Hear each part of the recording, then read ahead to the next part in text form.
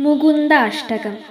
करारविन्देन पदारविन्दं मुखारविन्दे विनिवेशयन्तं वटस्य पत्रस्य पुटेशयानं बालं मुकुन्दं मनसा स्मरामि।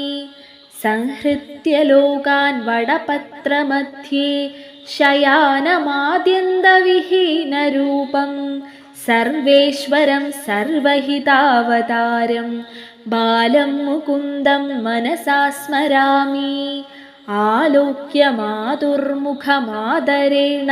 स्तन्यं पिबन्तं सरसीरुहाक्षं सच्चिन्मयं देवमनन्दरूपं बालं मुकुन्दं मनसा स्मरामि।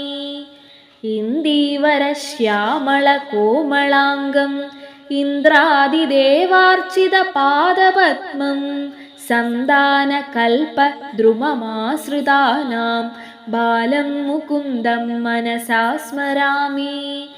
कलिन्दजान्तस्थितकाळीयस्य फणाग्ररङ्गे नटनप्रियं तं तत्पुच्छहस्तं शरदिन्दुवक्त्रं बालं मुकुन्दं मनसा स्मरामि।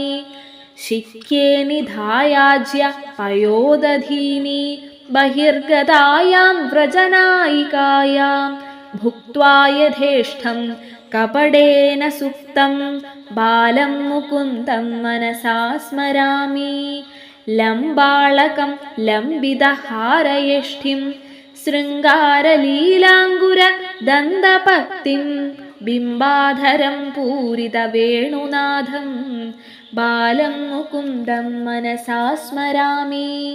उल्लूखले बन्धमुदारचौर्यम् उत्तुङ्गयुग्मार्जुन भङ्गलीलम् उत्फुल्लपद्मायदचारुनेत्रं बालं मुकुन्दं मनसा स्मरामि।